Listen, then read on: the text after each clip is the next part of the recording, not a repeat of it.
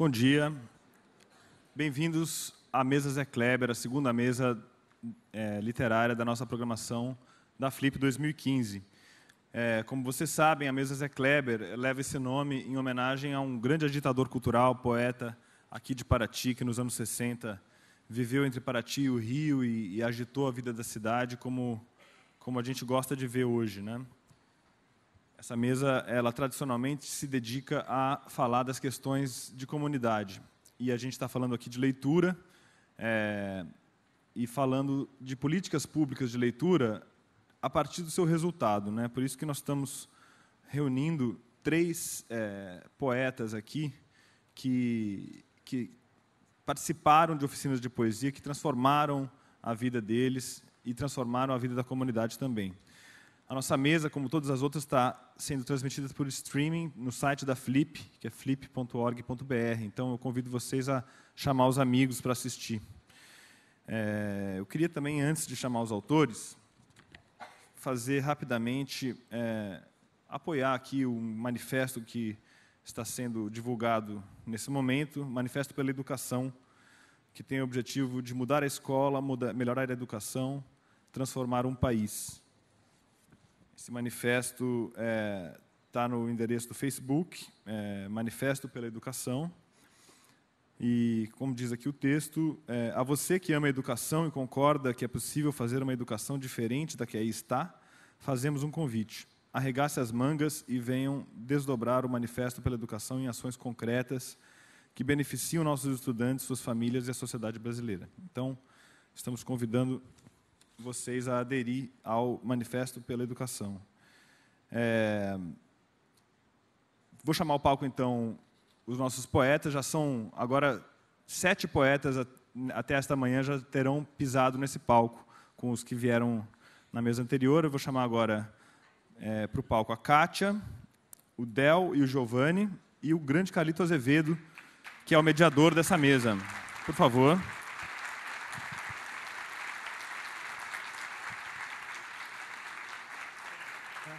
Carlito, que foi chamado por ser o professor, o coordenador ali das oficinas de poesia, especificamente, feitas pelo Setor X, que é esse laboratório cultural que a gente recebe aqui na Flip. Carlito, eu deixo com você essas revistas que estão sendo distribuídas para nós na saída. Manda ver, Carlito. Obrigado. Está funcionando? Está dando para ouvir? Tá bom. Queria agradecer a presença de todos, queria dizer que estou muito feliz de estar com vocês e principalmente com esses meninos aqui que eu adoro, com a Ana Dante, que criou esse projeto maravilhoso do Setor X. Eles vieram para apresentar um pouco e dizer o que era, o que é esse projeto. E, bom, é impossível para mim comentar esse projeto sem dizer que, eu até estive uma vez que, para aquelas pessoas que acham que se transformar, se modificar, tentar fazer uma revolução interna dentro de si mesmo, mais do que uma necessidade básica, é uma alegria. O convite que me foi feito pela Ana Dante para dirigir essas oficinas de texto lá na Rocinha, onde conheci o querido Giovanni, em Manguinhos, onde conheci o Del, e no Alemão, onde conheci a Kátia, foi assim foi algo que realmente mudou a minha forma de perceber o mundo, o contato com eles, com a forma de criação e de tudo, era ao contrário eu fui com uma expectativa, eu não sabia bem o que eu ia encontrar, e acabei encontrando assim um nível de desobediência, anarquia, bagunça, talento, vontade de construir que eu não conseguia encaixar em nenhum esquema preparado previamente. E acho que se eu tive alguma habilidade foi em vez de vir de fora tentando impor a eles alguma coisa, foi a de escutar eu dava o melhor de mim, falava de poesia, falava do que eu conhecia, mas ao mesmo tempo me deixava transformar por isso. E é um projeto que foi desenvolvido, como vocês podem imaginar, com bastante dificuldade, principalmente o último projeto do alemão, que, apesar de pacificado, vivia momentos tensos. A gente terminou a aula em meio de tiroteio, a aula é cancelada com a gente no teleférico parado, muita coisa acontecendo. Mas o que nunca estava pacificado era o desejo de alegria e de construção de algo bacana que pulsava neles. E fora essas dificuldades, a gente também teve muitas outras, porque eu acho que às vezes o Estado tem uma ideologia assim, de que quando vai tratar de comunidades ou de periferia, sempre é uma vontade de transformar rebeldia em obediência, rebeldia em conquista de resultados, sem levar em conta que em poesia, em arte, os resultados podem ser, por exemplo, esse aqui, o fato deles três que não se conheciam até semana passada, agora terem pensado em juntar os próprios contos e lançar um livro, montar uma editora, fazer uma coisa assim, ou um menino como Pedro, da Rocinha, que fazia uns desenhos em papel, com caneta assim. A gente já está começando a trabalhar ele, pensando porque é um artista plástico que, se tem um marchand como aquele, quem descobriu o Basquiat pichando rua, conhece aquele menino, ia fazer o garoto ficar muito legal.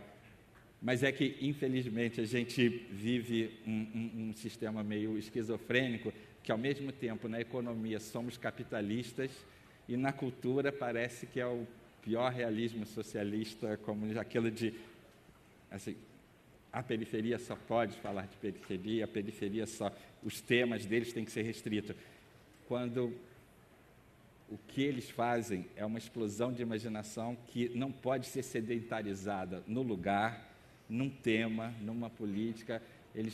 A partir do momento que o Estado colocou bibliotecas, parques, na Rocinha, em Manguinhos e no Alemão, com um acervo incrível que vai de literatura japonesa, inglesa, filosofia alemã, e deixou aquilo à disposição, eu acho que o Estado não previa como aquilo ia florescer. O primeiro dia de aula que eu cheguei em Manguinhos, eu perguntei: qual é o interesse de vocês? Aí uma menina de 13 anos falou: Segunda Guerra Mundial. Aí o outro falou assim: cultura pop coreana. Aí o outro, cada um foi falando uma coisa mais louca que a outra, e eu falei, eu achando que vinha aquele papo de, não, mas denúncia, não sei o quê. Ao lado do social e da denúncia havia uma explosão de imaginação, de criação, de modo que eu não acho que são só bons poetas ou grandes autores assim de temas restritos.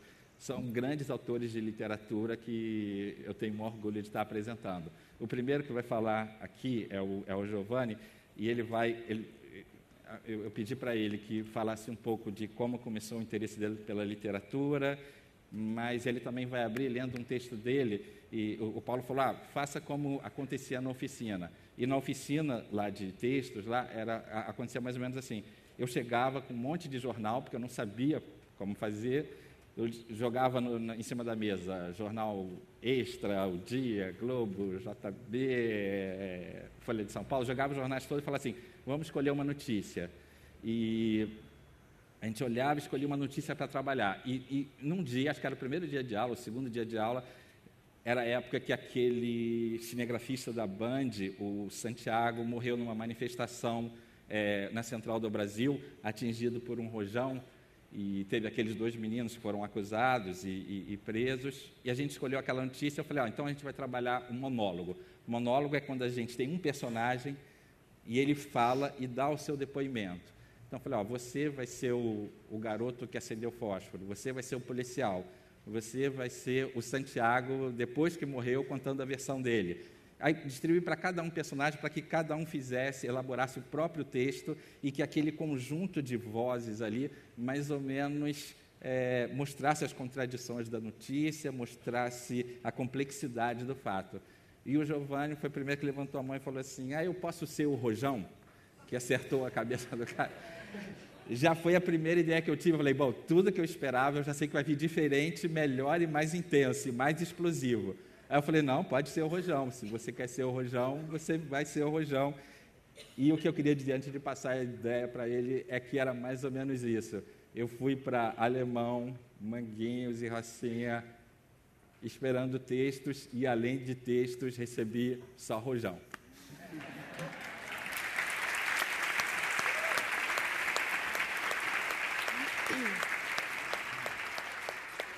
O Rojão. Eu me chamo Artefato e te digo uma coisa. Vida de Rojão não é fácil. Saí da fábrica nesse verão que dizem ser o mais quente de todos, porque um japonês ambicioso não quis esperar o inverno para me vender nas festas de São João. Cheguei naquele domingo num quarto cheirando a cigarro e fui deixado junto aos livros, ajudando a decorar aquela biblioteca que ia de Harry Potter a Clarice Lispector. No quarto, falavam de tatuagem, cinema, futebol, cerveja, passe livre e que não ia ter Copa. Alguns dias mais tarde, meu dono resolveu me levar para passear. Pensei, enfim, chegou minha hora de brilhar. Para quem não é Rojão, deve ser difícil de imaginar, mas o momento de nossa morte é o mais importante em nossa vida. Com os humanos acontece algo parecido. Muitos deles só brilham depois de morto. Chegamos à rua e estava lotado. Fiquei feliz por ter sido guardado para um evento tão especial. Era uma mistura de carnaval com procissão. Tinha música e luzes vermelhas piscando. Muitas câmeras registravam aquele momento. Eu tremia de excitação. Uma mistura de ansiedade de entrar em cena e angústia por saber que não poderia ficar para ver o restante da festa. Meu dono me passou para um, que passou para outro, que passou para outra, que entregou para um outro, que pegou o isqueiro e me acendeu. Ardi com a paixão de quem faz o que ama e fui dar minha contribuição para a felicidade naquela grande festa. Obrigado.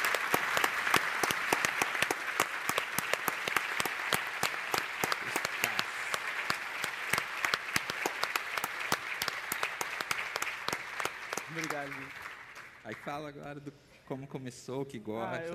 Ele perguntou do que eu gostaria de falar, assim, a gente estava conversando isso ontem, e eu contei até a história para eles ontem, uma história que eu adoro contar, de como eu me interessei por literatura. Eu sou nascido em Bangu, ali próximo da Vila Aliança e tal, e na minha casa não haviam leitores. Mas minha avó, fui criado de pequeno assim um tempo com a minha avó, e ela me dava as revistas da Turma da Mônica. Mesmo sem eu saber ler, eu adorava aqueles desenhos e tal, pedia para ela me contar as histórias, e ela me contava, eu ficava olhando, decorava as histórias e ia para a rua contar para os meus amigos, que também não sabiam ler. Olha aqui, é isso aqui, contava. Esse foi o primeiro passo, e aí eu comecei a identificar algumas palavras, tipo, aqui ela falava não, e estava assim, N-A-O-T-I-O, tá, isso é o não. E aí minha avó me ensinou, fui alfabetizado em casa. Essa foi a primeira parte do meu interesse por literatura. A outra coisa é uma coisa muito afetiva, assim, porque a minha mãe sempre trabalhou muito para poder dar tudo para a gente. Inclusive, ela está aí hoje. E eu pouco a vi, assim, né? Ela trabalhava de terça a domingo, dormia boa parte da segunda-feira. E mais um programa que ela sempre fez com a gente era levar eu e meus dois irmãos à Bienal do Livro. E por mais que ela não fosse uma leitora, parece que ela sempre teve esse interesse que a gente fosse e tal. E aí, na Bienal do Livro, eu era sempre o que ficava encantado com aquilo, pedia livro, levava para casa. E aí todo mundo me olhava com o livro na mão, sempre falava, Giovanni gosta de ler, Giovanni gosta de ler, Giovanni gosta de ler. Acreditei. Estou lendo a minha vida toda e não lembro quando eu comecei a escrever, mas sempre escrevi, assim, mas divido minha história como jovem poeta a partir de 3 momentos, né, que é quando eu comecei a fazer teatro e conheci vários autores, abriu muito minha cabeça para a literatura.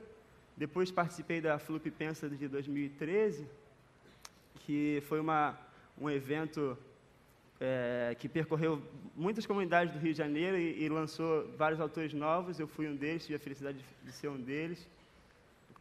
Publiquei 3 contos no livro da edição de 2013 e depois conheci o Setor X. E nesse ano, e foi engraçado que eu comecei o Setor X, foi no começo de 2014 e eu tinha acordado assim, em 2014, e falei assim, agora acho que eu vou escrever poesia. e não sabia por onde começar, e conheci o Carlito e ele não me mostrou nada, mas a gente conversando eu entendi tudo. Era só a conversa, a troca, assim, me indicava livros, assim, eu fui escrevendo, estou mostrando algumas coisas. Atualmente eu reuni alguns poemas meus e estou enviando para uma galera para ver o que eles acham. Estou bem ansioso, assim. Acho que eu fiquei mais ansioso pelo fato dos meus poemas estarem sozinhos, assim, na mão dessas pessoas, sem eu poder estar lá para defendê-los, do que qualquer outra coisa. Uma vez eu ouvi a Ana falar sobre isso, né, de deixar um livro na livraria, assim, pós-editado, e agora ele está sozinho, tem que se defender sozinho. Estou passando por isso, mas é uma ansiedade boa. Assim como vir aqui falar para vocês, eu estava muito ansioso, mas era uma coisa boa, um momento muito feliz. É isso, mais ou menos.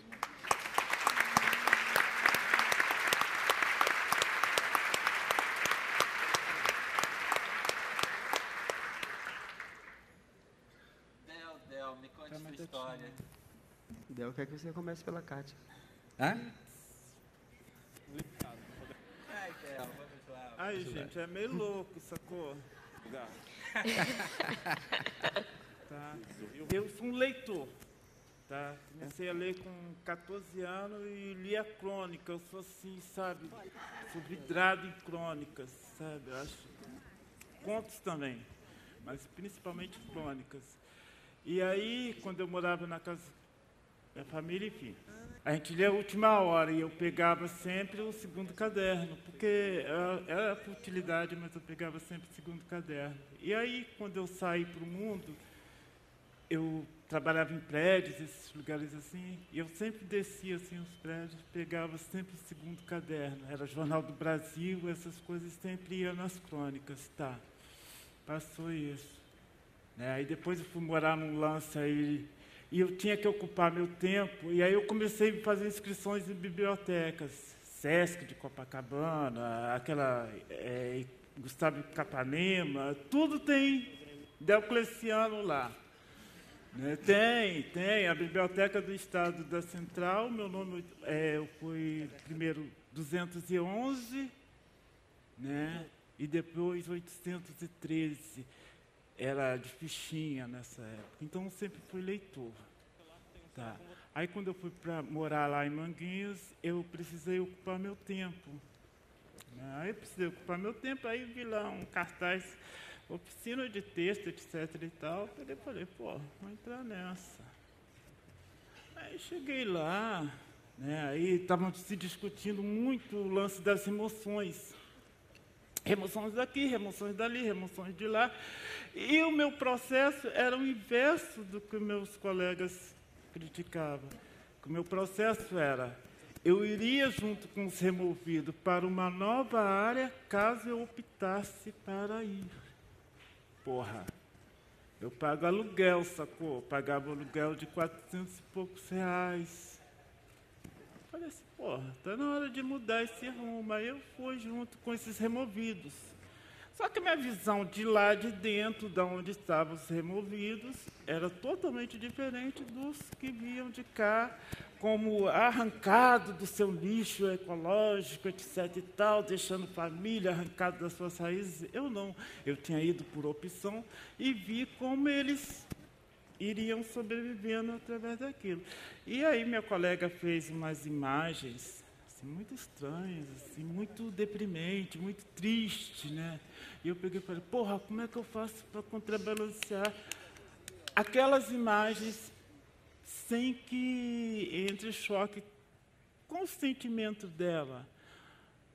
Eu peguei, vou escrever uma redação, aí escrevi a redação, o pessoal gostou, aí tá. Aí foi que eu fui entender o que era o tal do setor X. Aí fui aprender as outras oficinas e fui entender o que era o setor X. O setor X era você chegar e falar o que tem vontade, sacou? Chegar com a tua, sabe? Não deixar que a grande mídia legitimasse você e seu discurso. Você chega com seu discurso e mostra, meu discurso é esse, não é o que vocês querem, entendeu? E aí foi que eu fui compreender mais ou menos o que é o setor X, aí já na segunda oficina eu já fui mais garantido, porque eu já tinha aquele do primeiro da estreia, E aí está sendo assim. E daí para cá, de lá para cá, eu descobri outros dispositivos, outras formas de ver as coisas poeticamente, ser poeticamente quando eu quero mostrar quem eu sou, né? Tipo, eu vinha de um sarau poético lá do Meia, e aí tinha uma daquelas cacimbas de lixo, né? E aí aquela fumaçada braba que vocês sabem que acontece nesses lugares abertos, né?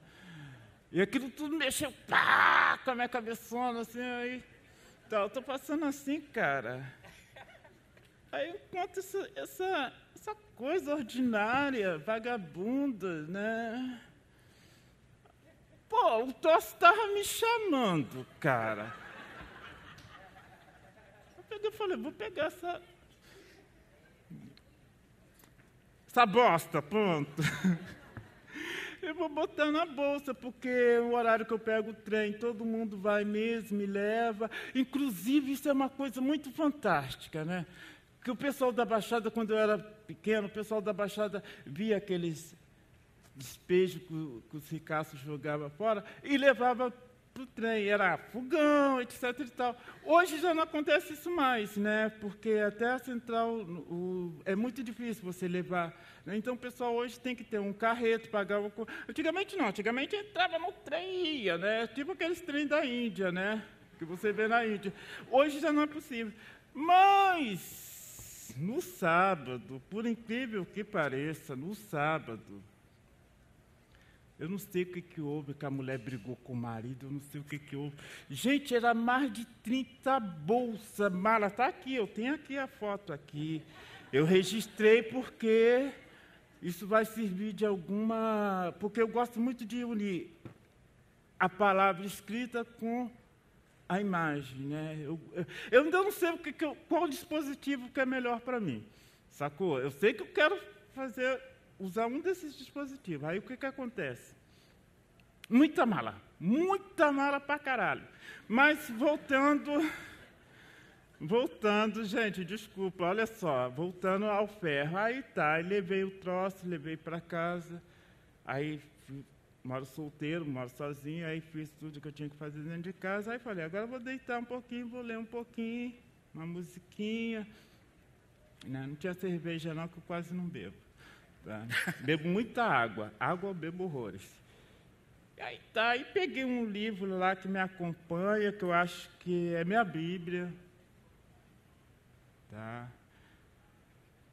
E aí eu peguei, acendi uma lumináriazinha que eu tenho assim do lado, fiquei deitado lá, chique no último, né? Cara, quando eu pego, aí tem um texto da Ofélia, que ela fala assim, porra, sabemos o que somos, mas não sabemos o que poderíamos ser. E essa estava bem ali do lado, assim.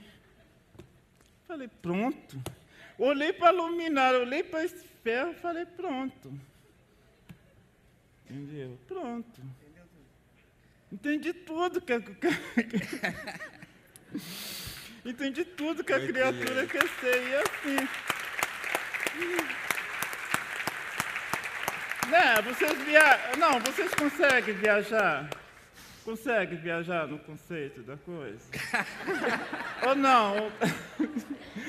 Vou desenhar? Consegue?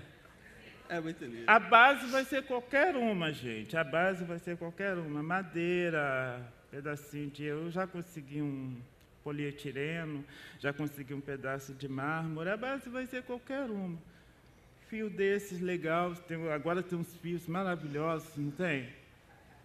Ou para cá, ou para cá. No caso aqui, cola na base, faz um buraco aqui, pronto. Uma luminária. Uma tinta... Dessas tintas aí, cara. Tinta automotiva, ou se não tiver automotiva, ou, agora está muito em voga jogar só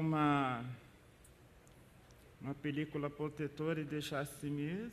É luminária, sacou? Então é isso, tudo que eu encontro, sabe? Eu acho, mas isso aconteceu com o setor X. Quando eu entrei no setor X, eu falei, porra, o pessoal quer ver, gente, eu sou dentro da caixa. Eu estava assim, né? Minha cabeça é meio fora da caixinha, sacou? Mas ainda estava na caixinha, sacou? Aquela caixinha do que, entendeu? O lance é padrão, né? O lance é padrão, o lance é coisa de primeira, né? Você vê lá na novela e compra uma imitação na Casa Bahia, lá nos carnezinhos, né? Pá. Mas não é assim, cara, não é assim, entendeu? Então é isso, entendeu? Agora, o ônus é que ser salmão nessa nossa... É foda, cara, ser salmão. Sabia? É muito ruim ser salmão, mas não dá para voltar para a caixinha, entendeu? Vou continuar sendo salmão. Vou continuar nadando contra a maré. É foda. Eu sei que em algum momento da minha vida eu vou ter que me adaptar às novas regras, ou seja, controlar palavrões, controlar esse gesto, né? Mostrar menos assim minhas opções, né, íntima, né? Em algum momento eu vou ter que entrar nos padrões, mas por enquanto eu vou ser salmão, porque eu quero ser salmão.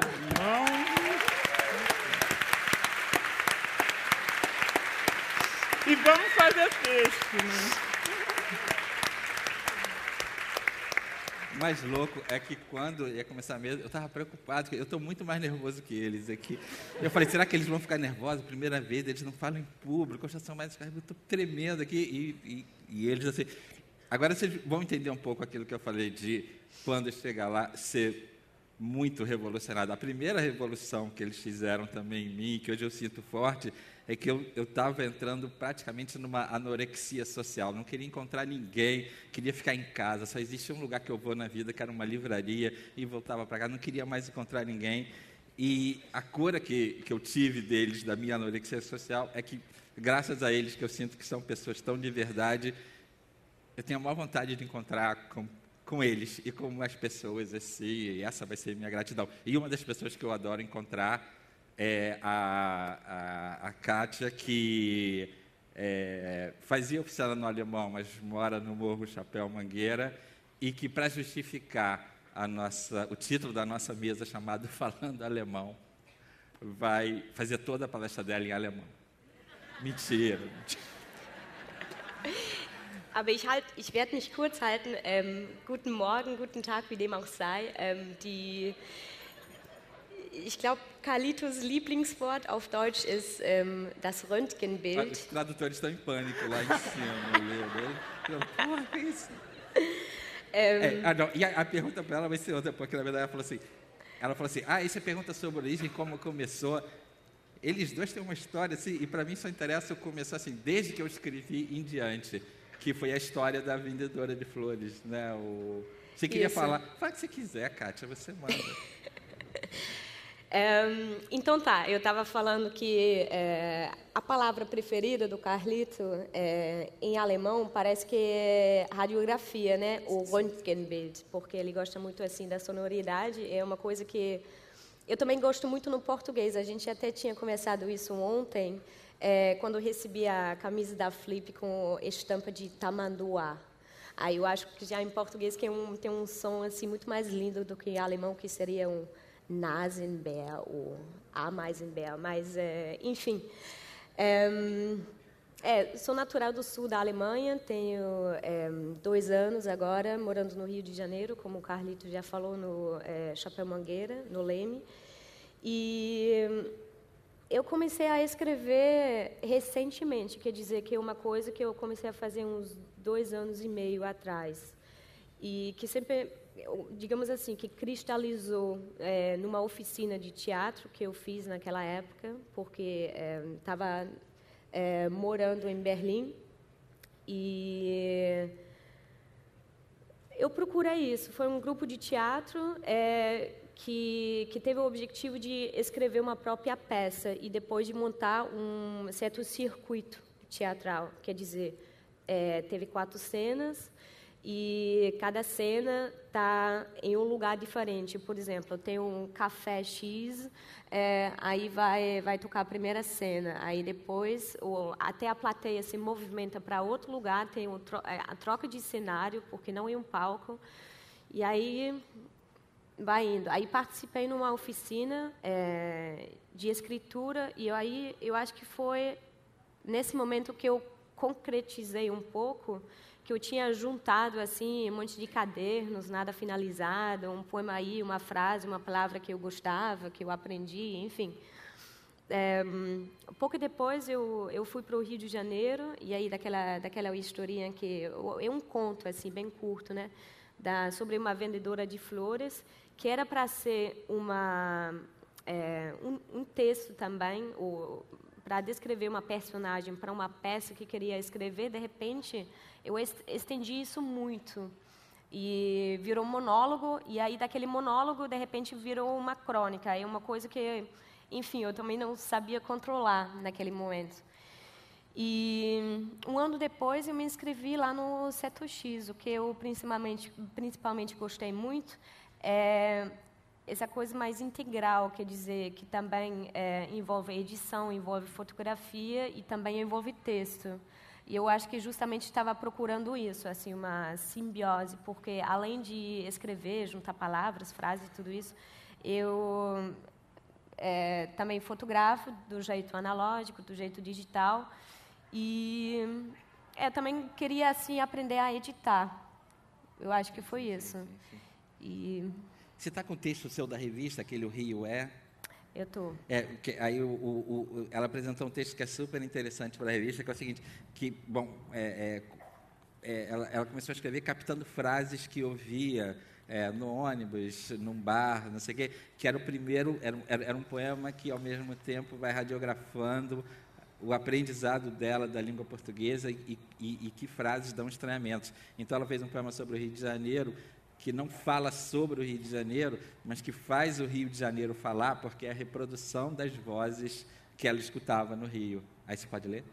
Tá. Então, o título é O Rio É. Pular corda na praia, passarela 6 e posto 6, ônibus pacaragem, turistas perplexos no Parque Lagem, o suave ruído do engate do teleférico no Complexo do Alemão, goiabada cascão em caixas, montar a barraca de vendas no ponto de ônibus, merengue e perrengue, o pula-pula do Anderson no Parque União, o eco do ritmo dos chinelos no Beco do Zé, viver e sobreviver, amor à primeira vista na Avenida Brasil, transformador, transforma a dor, papo furado em obra, fofoca, muvuca, batucada, o encontro noturno nos entulhos, a garota do teleférico, toró, terror, sua alegria, não só ficar naquele quadradinho acadêmico, hein? Reclamar do salão de beleza, dar um bolão, a felicidade que brilha no ar, sorte, hein? Muito amor envolvido, a maconha da igreja por R$130, recitar poemas em alto no ônibus, o cheiro da fritura no podrão de Marechal Hermes, selvagem, uma puta responsabilidade, Deus me livre, insônia na Central do Brasil, o fanfarrão da Lapa, jogar xadrez na Praça Sérgio de Correia, invadir o bailão da Baronesa, o babrega chique na Avenida Brasil, o cheiro de água sanitária nas roupas brancas, uma história que começa mais do que 450 anos atrás, escutar a chuva em casa durante o carnaval, o trovão que se adapta ao ritmo dos blocos, passear no Leme com um papagaio de asas cortadas no ombro, regozijar um cafezinho com 2 dedos de açúcar, papo descontraído na praia, desengonçado, cantar fantasiado embaixo de um chuveiro na praia, resolver uma bronca na quarta-feira de cinzas, super hétero, a falta de água durante o carnaval, um universo de opções na área de salão de beleza para púdeis, fumar maconha no ônibus de ar-condicionado para Caxias, se afogar em purpurina, biscoito Globo, ligar para o olheirão na Ilha do Governador para bater um papo, aí agora tem o número para, se for o caso, alguém quiser anotar aí, 2470-4175. Heteronormativo, pagar fiado, aplicar reiki no trânsito para fluir. Ó, geladão. Pedi mais uma saideira, aí eu aprendi que a última é a expulsadeira, porque eu sempre achei que a saideira é aquela que você vai embora mesmo, não foi o caso. E a burguesia folclórica, seguir o fluxo, o lixódromo pós-desfile, picolé, picolé, picolé, uma série de manobras incríveis de estacionamento, se apresentar numa entrevista do Mundial, mas só na expectativa de ganhar logo aqueles botins práticos de açougue, fumar o tempo, reboleixo, o cenário de uma telenovela lambida, a malandragem no nível saudável, ouvir o batido noturno dos estivadores no corredor esportivo da Ilha do Governador, o engarrafamento devido a uma limusine travada nas curvas do Alto da Boa Vista rumo à Barra. Você que fuma e eu que chapo, riponga caviar, desabafar, sexualmente liberal, a festa de 15 anos na Ilha Fiscal, ter que gostar da música do DJ, que o DJ vizinho escolhe, pelo menos às vezes, eu culto ao corpo pesado, eu desvio e a sua revolução agora, e respeitar quem trabalha, né? Como um desses chicletes coloridos e promissoras que perdem o gosto depois de um instante. Eu acho que, às vezes, o Rio também é assim. Caçar relíquias, esmalte de unha colorido, e ir na fé e não na sorte, e uma hipótese constante, e o motorista que para num ponto aleatório para comprar churros durante a viagem. E aí vamos descer também do ônibus agora.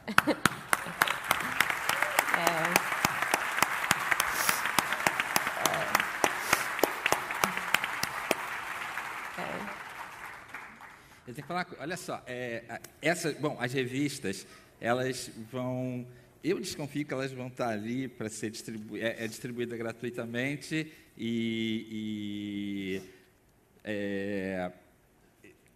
era legal também, porque é muita gente participando disso aqui, então era legal que a gente mostrasse algumas coisas. Eu não sei se a câmera vai conseguir. Ah, vai conseguir sim, olha só. Já tem. Essa é a capa de uma da revista da Rocinha. Essa é da Rocinha. Esse sujeito que está aqui na capa, que chama Rei da Praia, ele mora mesmo nesse castelo. A gente tem uma matéria com ele mora nesse castelo, aqui, acho que vai dar para ver a casa dele. Esse é o castelo. Olha só o tamanho do castelo que ele mora na areia da praia. E aí tem as fotos dentro da casa dele, ao contrário. Isso aqui, por exemplo, aqui é a casa dele, aí a vista que ele tem da portinha dele é esse mar aberto aqui. E aqui tem mochila, roupa, cabide.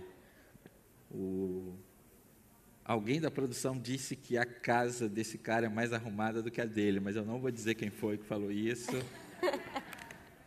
E aqui ele tem um pequeno sebo dentro. Está vendo os livrinhos aqui? Você entra nesse castelo, mas só pode entrar uma pessoa de cada vez. Tem um sebo aqui, você entra, ele ilumina lá com essa coisinha, onde ele fica lendo. Você pode comprar uns livrinhos.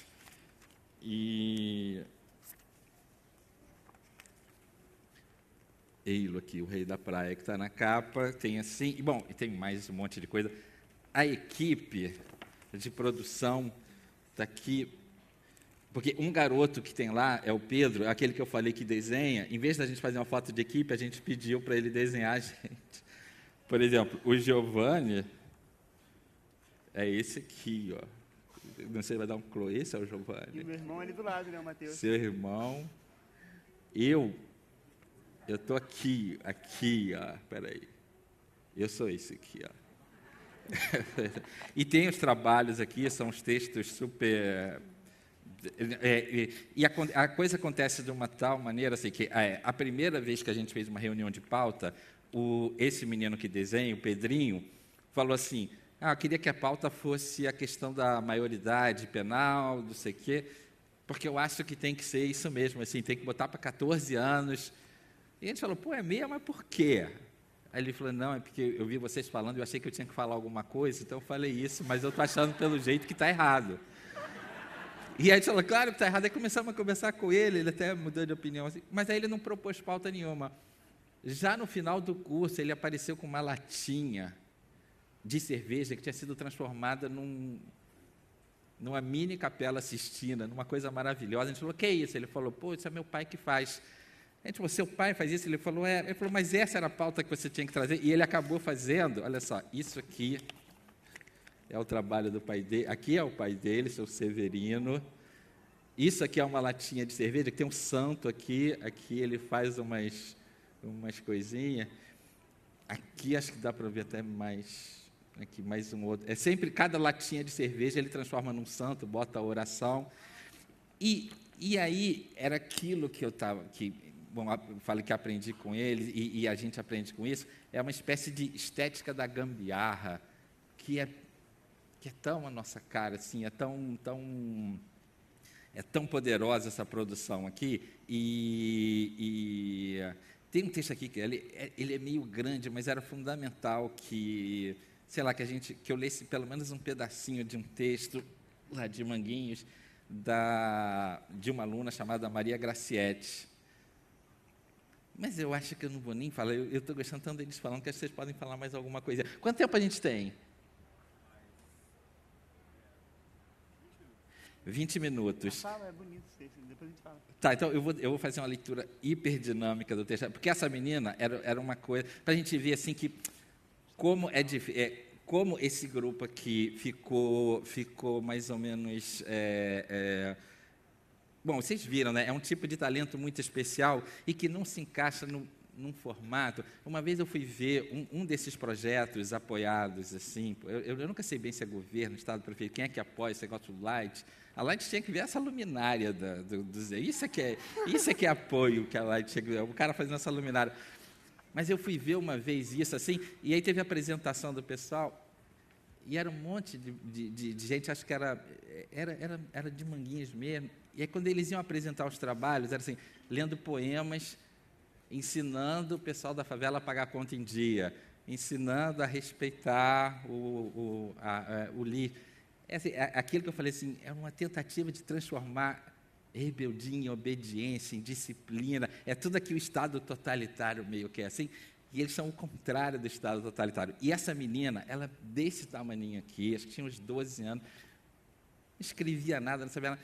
E um dia ela assistiu uma aula, ficou quietinha, pretinha, coisa mais linda do mundo, assim. Todo mundo era apaixonado por ela, pela Gracietti, assim. E aí, no segundo dia, ela falou, eu não posso mais ficar aqui, não, minha mãe vai me mandar para o Maranhão.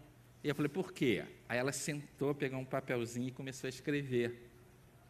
Aí falou assim, está aqui o meu conto. E nunca mais apareceu. E entre isso de não posso mais vir e vou para o Maranhão, ela deixou esse conto aqui com a gente, que não tem ponto. E ela nunca leu A Vanguarda Russa, nem Gertrude Stein, nem Joyce.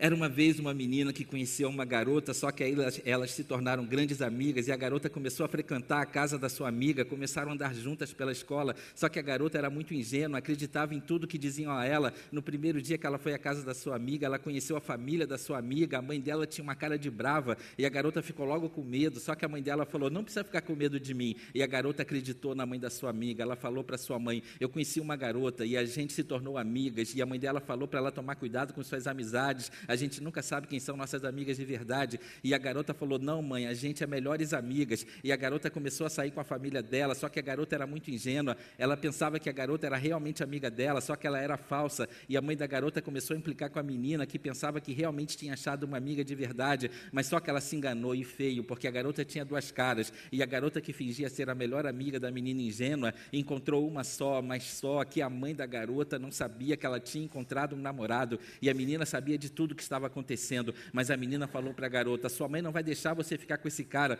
Ela falou, mas a minha mãe não precisa saber. Ela falou, se a minha mãe souber, ela não vai deixar eu ficar com ele. Mas nisso tudo havia um problema. O cara que a garota gostava era namorado da mãe dela. A menina falou assim, imagina a confusão que isso vai dar, só que o cara também gostava dela, só que a mãe dela não sabia de nada que estava acontecendo. A garota convenceu a menina a ajudar ela, só que a menina ingênua tinha muito medo de tudo. A menina ingênua falou, claro que eu não vou te ajudar, porque quando a sua mãe souber de tudo, isso vai acabar sobrando para mim e eu vou acabar me ferrando. Mas ela falou para a menina, eu não vou falar que você me ajudou. Só que aí a menina acabou concordando em ajudar a garota, só que quando a mãe dela descobriu tudo, ela perguntou, aquela sua amiga te ajudou? Ela falou, não, e o cara ligou para a menina, mas só que a mãe dela tinha colocado uma pessoa para vigiar a garota, mas quando a mãe dela descobriu isso tudo, a mãe dela foi lá na casa da menina, contou tudo para a mãe da menina, e a mãe da menina acabou brigando muito mesmo com a menina, e a menina começou a chorar, que chega o olho dela ficou muito vermelho, e aí o cara começou a procurar a menina, só que a menina não queria mais saber daquela família. Ele procurava a menina só para a menina perdoar a garota, e as pessoas começaram a ficar de olho no cara, e falaram que quando eles vissem o cara, eles iam pegar ele na rua. A mãe da garota então mandou ela para bem longe. É foda.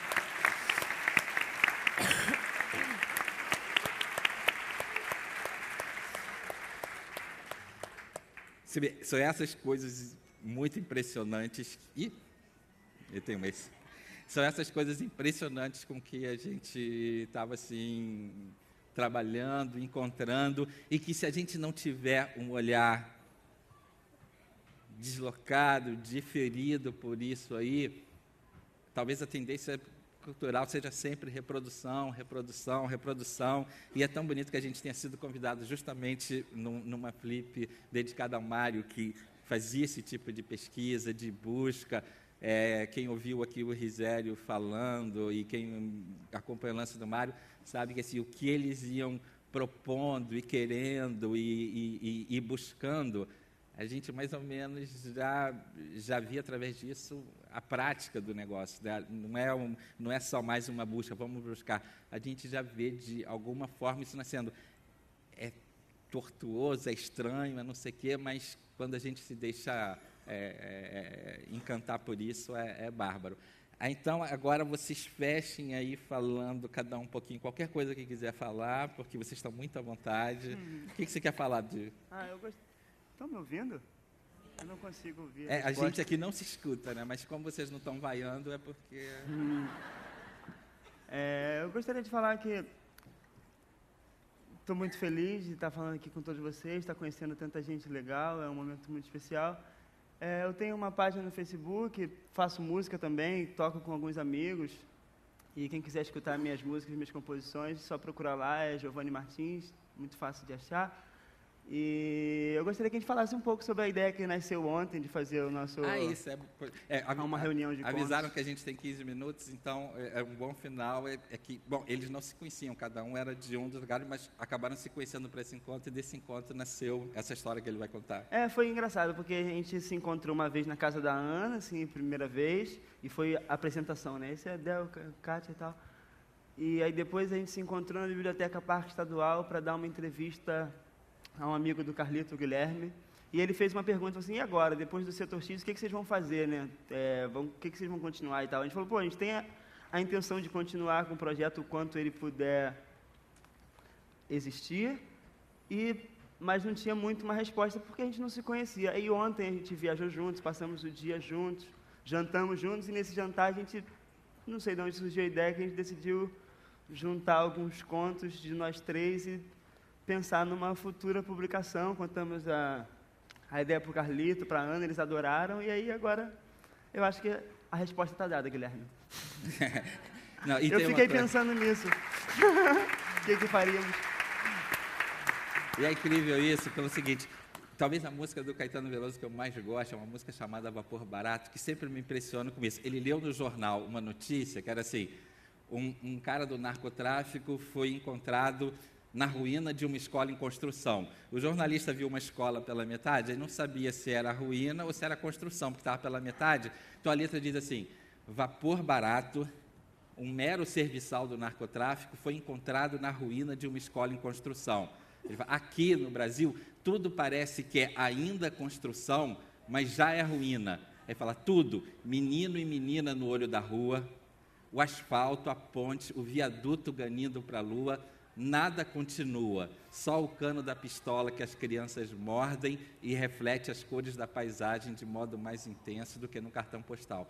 Então, essa ideia de continuidade é fundamental, e eles terem se encontrado e estarem fazendo isso aqui é um negócio super bacana. E o Setor X, que durou um monte de tempo, assim, por mil percalços, por coisas assim, e talvez porque quebre muito com talvez o que se imagine que seja o discurso que deve vir da periferia, porque talvez só queiram coisas que digam somos da periferia, violência, e a gente explode a imaginação, o surrealismo do Del, a contemporaneidade extrema dele, a audição quase modernista da Catiuxa, quebram todos esses estereótipos assim e jogam a gente num mundo super bacana.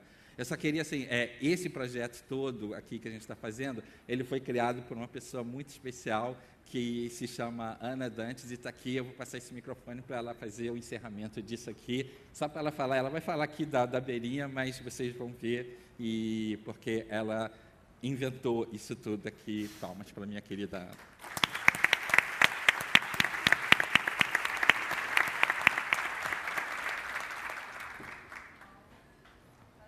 Não. Tem alguma coisa aí que liga, né? Liga. Alô? Foi. É muita gente, eu estava aqui sentada de costas, fiquei nervosa.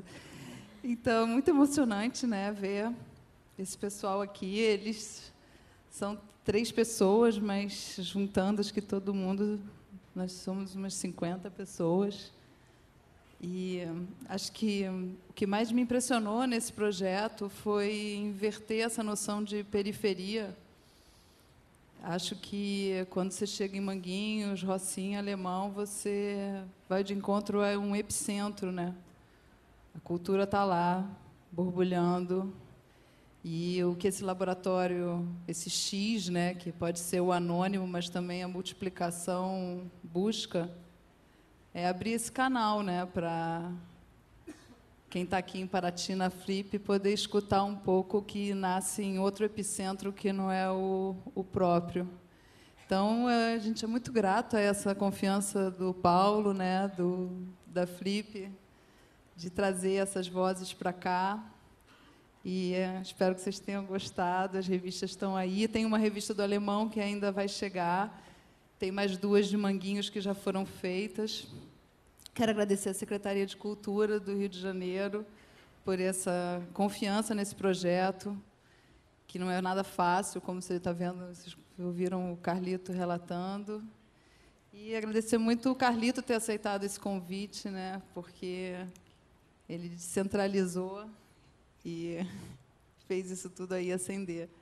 Obrigada a todos.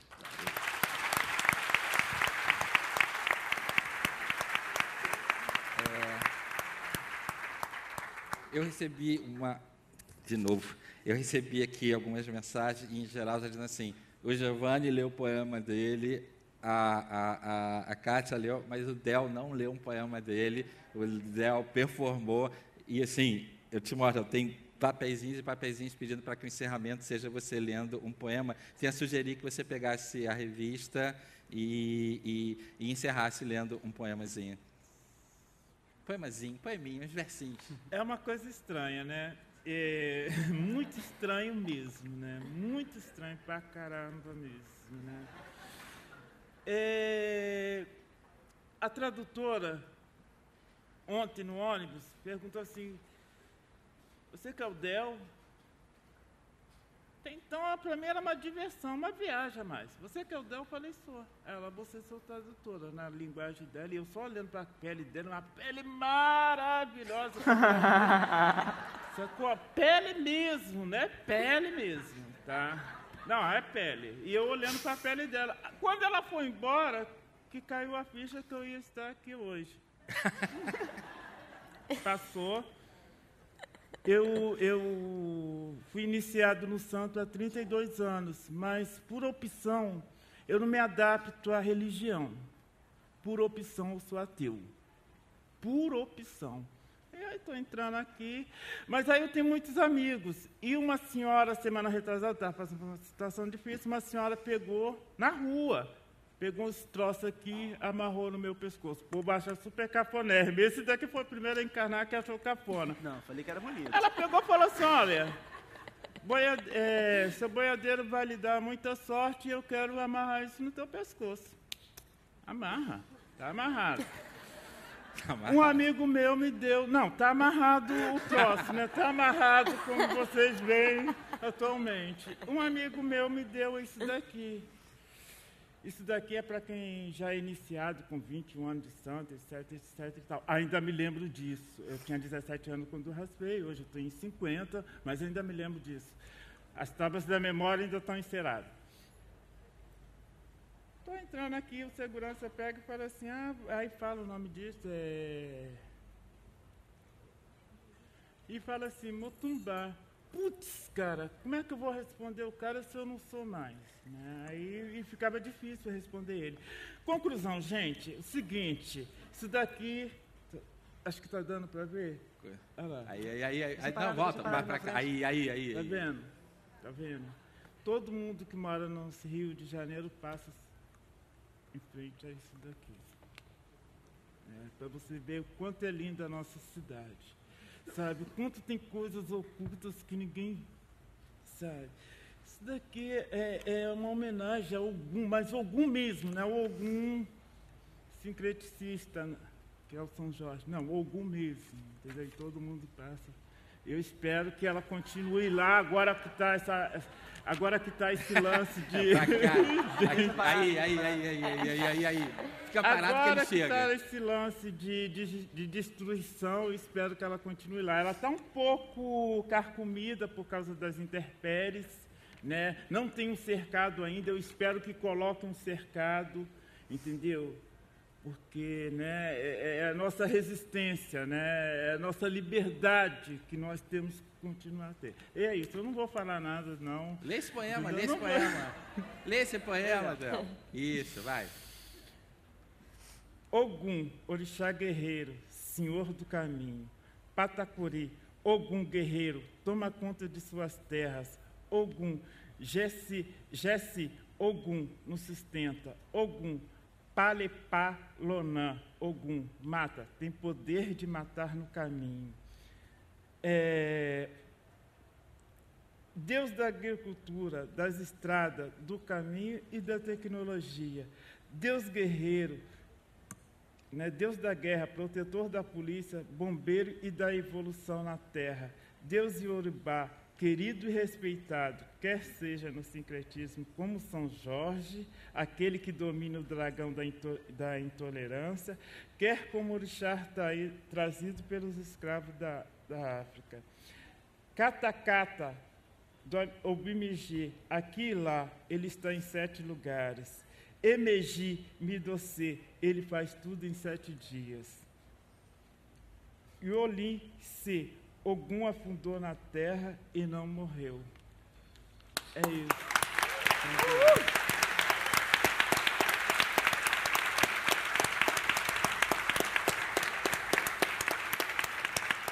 Com esse Ogum afundou na terra e não morreu, a gente se despede, agradece muito e espero que tenha sido tão bom para vocês como foi para a gente. Foi uma alegria muito grande. Valeu.